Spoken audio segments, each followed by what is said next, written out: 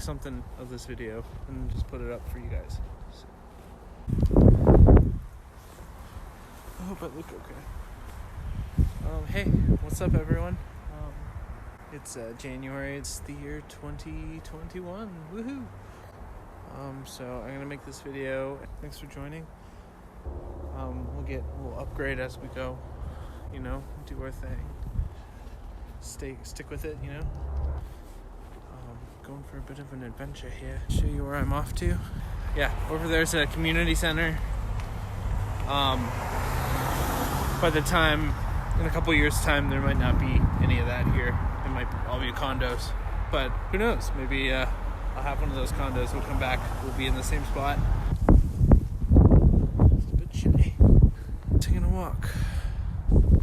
It's snowing. It's not snowing. There's snow on the ground. I want to go to different places and see different things and be able to come back after and see how the world changes, Woohoo! I see the moon up there. It's trying to peek out. There's the moon. It's our wolf moon. There it is. Just a little glimpse.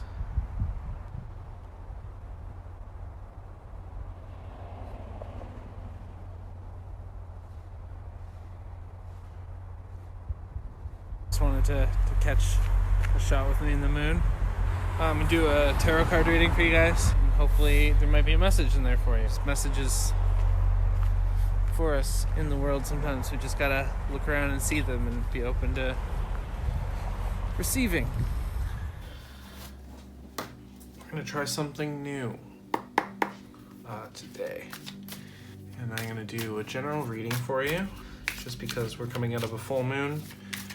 Starting Mercury retrograde, and I just wanted to give a general reading to those who are open to hearing a message from the universe. Well, this message may be for you, it may not be for you. You might be viewing this at a time that's past this. Maybe this message is meant for you in the future. So wherever you are, whoever you are, wherever you happen to be, hopefully there's a message here for you. And if not, maybe it's for someone else and you can send this along to them. So, thanks for joining again. Don't forget to subscribe, like, and comment and share. I am the kLubVs, and this is a January 2021 card reading. So first I'm going to do a couple of animal cards. So I'm just going to shuffle these a little bit until they come out. And if you want to just kind of look at them and see which one speaks to you, I'll time stamp them so you can hear about what they are. And yeah, and then I'll do the general reading.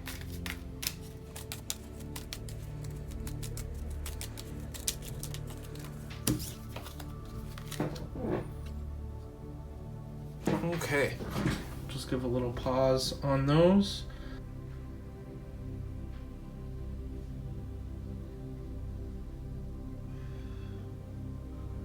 The first one we have is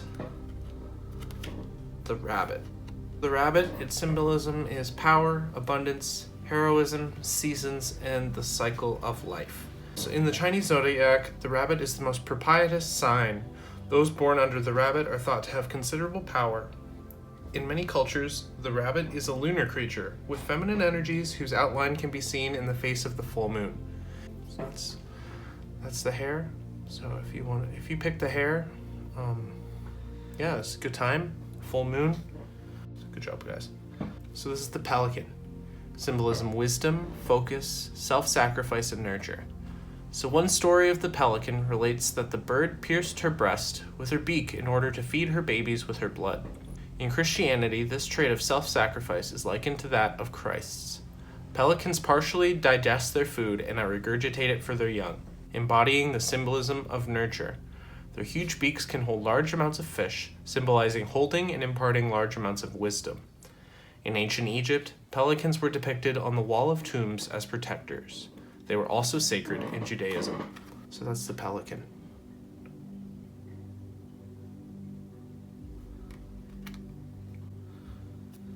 We have the cat, who symbolizes independence, magic, and abundance. So this cat is well known for its independent character. In the Egyptian hierarchy of beasts, it was a supreme being. The divine mother of all cats was the goddess Bast, as depicted in this painting, an earth mother and deity of life and abundance. The Greeks associated cats with the goddess Artemis, the huntress and virgin goddess of the moon. The Roman version of Artemis was Diana, who was known for witchcraft. Alright, there's the cat. Alright, and those are our animal picker cards. Like I said, I'll put timestamps above so you can just pick to the one that you kind of called to you, that spoke to you. And I'll just leave those up for a second while we get ready for the general read. Thank you, animal cards. And if you're interested about these animal cards, I'll throw a link in the description below. They are animal spirit knowledge cards, and the art is by Susan Seddon-Boulay. Okay, thank you, animal cards. We'll see you again. Support small artists. Shoutouts to A Stone's Pour and Black Rabbit Apothecary. She made these lovely coasters that I'm using. She makes a bunch of stuff. Link also in the description. Let's get to this reading. So up here. Up here. Okay. So we'll just do a clearing of these cards. Invite the universe's wisdom and guidance into today's message. Take what is meant for you, discard what isn't, and this message might reach you now, later. Maybe you come back to this message. The world works in mysterious ways. I had a teacher tell me once that sometimes we have a lesson. You don't learn the point of that lesson until far after the lesson is over. So here we go. Okay. Wow. See, that's just how it happens sometimes. Be open to receiving and be grateful for everything that we have and everything that is to come.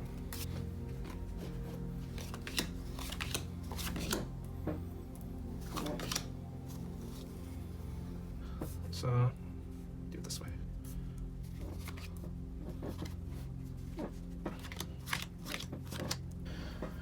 All right, let's go in and see what kind of message we have. Okay, so the reverse 8 of Wands. That means there's some energy that's being stalled. It's just not the right moment for things to flow through. There might be some barrier in progressing forward. Okay, so we've got the reverse Queen of Pentacles. So Queen of Pentacles, she has a lot of resourceful power, but again, in that reverse sign, something's stopping it. Something is slowing that progress. We don't want to look at just the end results. We got to be present and create in the moment. Don't become obsessed with being frugal. You don't want to sacrifice any of your energies just to be practical. Okay, here we got the 8 of Pentacles. So here we have this young squire. He's working on his skill and he's really honing it. He's not dividing his attention too much. He's focusing on his one trade. So maybe there's one thing you need to focus on and work on and invest your resources into that to make it as good as you possibly can. Okay, so we have the reverse 3 of Pentacles. So there's a little bit of a juggling game here. You're kind of, it relates, we've got some pentacles here. It relates back to the 8 of Pentacles in we have a trade. You've got 3 of them, so he's kind of juggling, but at some point you kind of have to work on your 1 instead of balancing your efforts between so many different obstacles. Okay, and then we have the reverse 7 of Cups.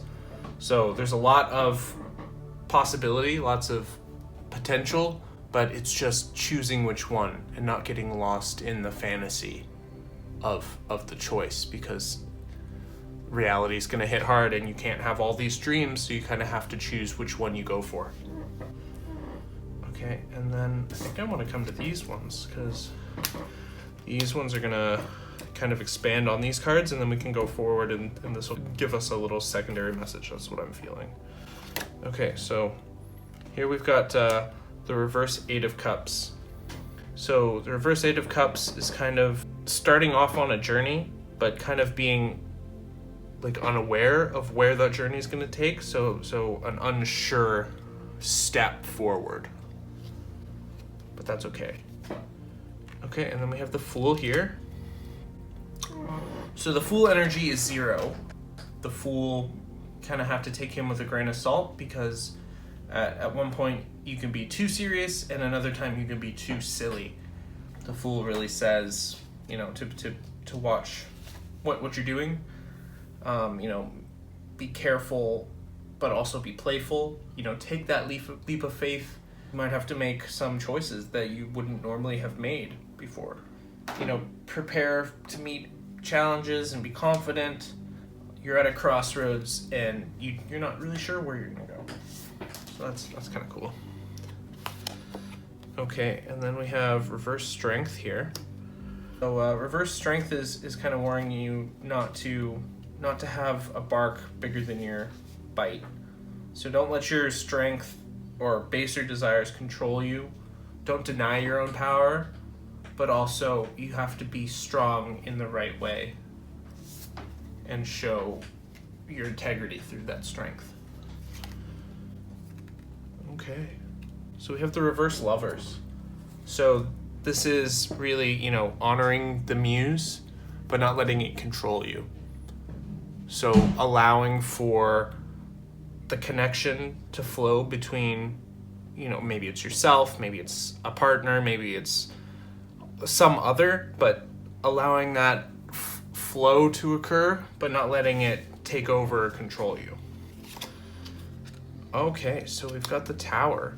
So there might be a change of, there's a change coming. This might have, you know, this might change your viewpoint of the world.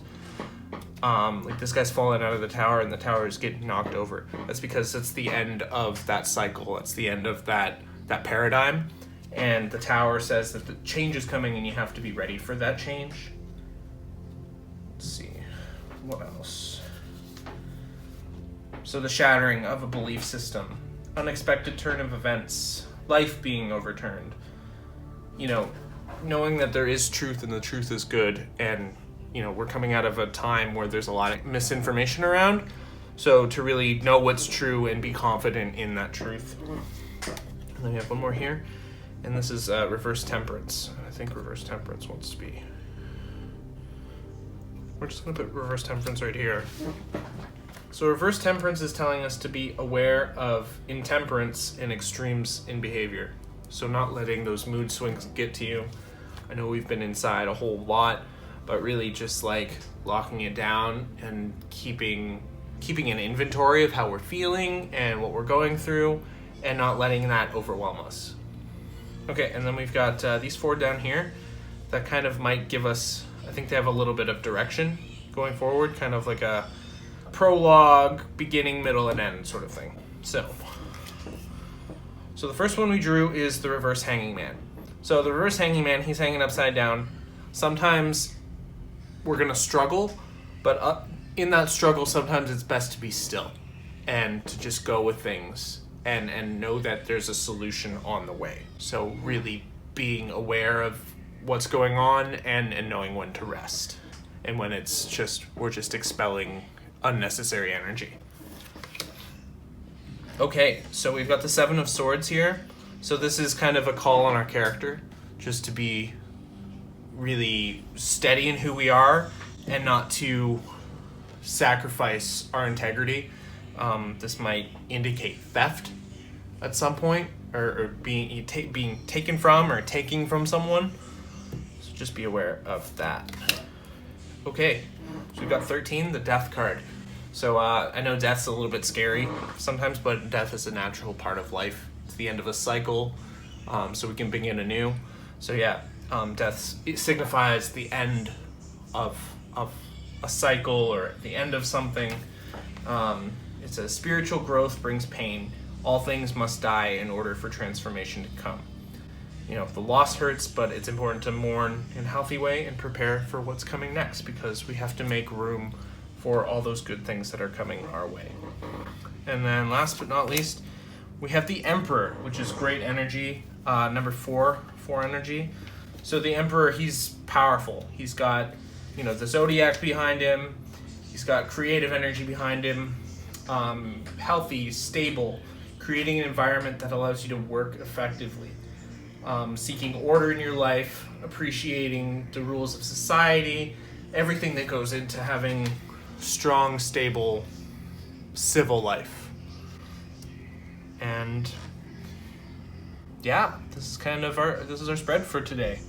Again, I hope this message was for you, and if it didn't all ring true to you, that's okay too. Take what's meant for you and leave the rest, because this is a general reading. I just wanted to do this for you guys and try something new. So thanks for watching. Lots of loves. I hope you come back again for more videos. Okay, bye. You